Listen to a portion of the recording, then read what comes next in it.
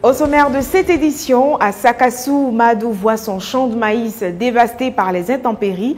Maïmouna fait la concurrence aux commerçants du marché de Dabakala. Et on termine avec les produits maraîchers de M. Koné à Katiola. Bonsoir à tous et bienvenue dans PP News. Démarrons cette édition à Sakassou, plus précisément dans le champ de maïs de Mahadou, presque ravagé par les intempéries. Cette année, ces chiffres en termes de production de maïs ont dégringolé de façon catastrophique. Selon le planteur, cela est dû à la réduction de la pluviosité. Cependant, Mahadou garde la foi tout en espérant le meilleur pour son champ. Reportage. Sakassou. Nous nous trouvons présentement dans un champ de maïs. Didi, c'est un champ de maïs. Moi-même là, je ne croyais pas. Nous sommes dans le champ de Madou. Lui là, il est dans la fait des champs là depuis il est petit. Vu l'état du champ, nous-mêmes là, on se posait des questions. Pourquoi le champ est coin cette année? Comment il procède dans son travail? À toutes ces questions là, il va venir répondre. Écoutons-le. Non, il faut croire que cette année-là même, c'est une année bizarre, quoi, hein. Sinon, normalement, là, les plantes là, ont déjà poussé comme ça. Ça a poussé, grandi bien. Mais cette année même, là, c'est bizarre, nous, on ne comprend rien. Non seulement il pleut pas, mais le soleil aussi, là, il s'amuse pas. Le soleil a détruit toutes nos récoltes. Tout a été ravagé. Tu as dit que c'est feu qui est passé ici. Hein? On ne comprend rien cette année-là. Vraiment, c'est difficile, quoi. Mais comme c'est une volonté divine, là, on n'y peut rien. Nous, on suit seulement que Dieu. La pluie, là, ça vient d'en haut, ça vient pas d'en bas. Nous, on suit seulement que Dieu. Tout ce que Dieu fait est bon. Et on espère que ça va bien se terminer pour cette année. Il n'a pas plu cette année. Le soleil a brûlé les plants. En tout cas, si c'est pas soleil, c'est pluie. Travailler au champ, c'est pas facile de... En tout cas, voilà ce qu'ils ont dû. Pendant le jour du marché à Dabakala, tout le monde n'a pas forcément le temps ni l'argent pour profiter des avantages de ce jour auprès des commerçants. Consciente de cela, Koulibaly Maïmouna a eu la brillante idée d'installer un petit marché dans son quartier où il n'y a pas de jour spécial pour faire des courses. C'est devant une table bien garnie de vivres que nous avons trouvé la jeune dame à la tâche.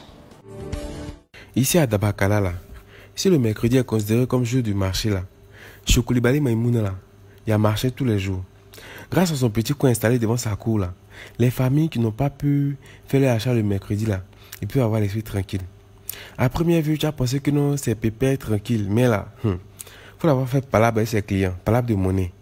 Tu as pensé que non, demain, ils vont s'envoyer devant les tribunaux. Non, le jour ordinaire, c'est que les commerçants sont nombreux au marché, au quartier ici, comme le marché est loin de nous. Donc, il y a des gens qui ne peuvent pas aller au marché chaque jour. Donc, c'est là on a proposé de faire une petite table devant notre porte. Et puis, pour se débrouiller un peu. Problème de monnaie, on a besoin, il n'y a pas de monnaie. Il y a des gens, si tu leur dis de partager l'argent aussi, s'ils gagnent monnaie, ils n'ont qu'à envoyer, ils n'envoient pas.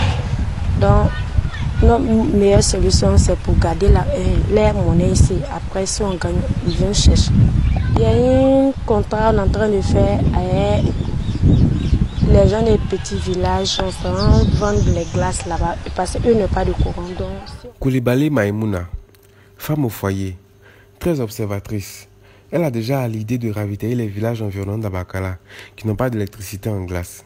Mais là encore, il faudra composer avec l'humeur des coupures de puits d'électricité qui font si bien la fierté d'Abakala.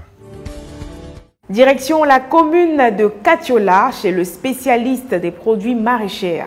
En plein travaux sur sa pépinière, M. Koné a accepté de nous parler de son activité et de ses différents produits.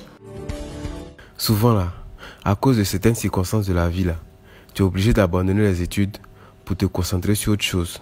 Maintenant, autre chose là, si tu as bien fait là, il n'y a pas de raison que ça échoue. Bon. C'est le cas de M. Koné, qu'on a rencontré sur la route Katiola-Boaké.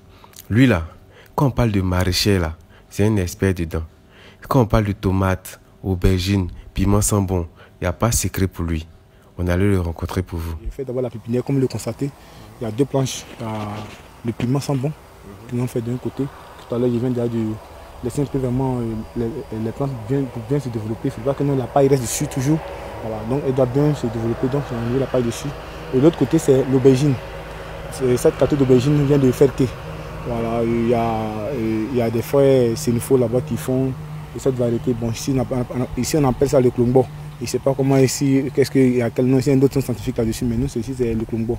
Voilà, ça ne se vole pas trop. Elle reste un peu plus. Kone est un exemple qui montre que le peuple Dagbana est un peuple courageux. On a longtemps causé avec lui. C'est quelqu'un qui est fier de lui et puis aussi qui est très ambitieux. En tout cas, il est ouvert à toutes les propositions.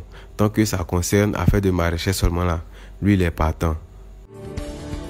Et voilà, c'est ici que se referme ce chapitre de PP News. Rendez-vous demain à partir de 20 h pour de nouvelles informations.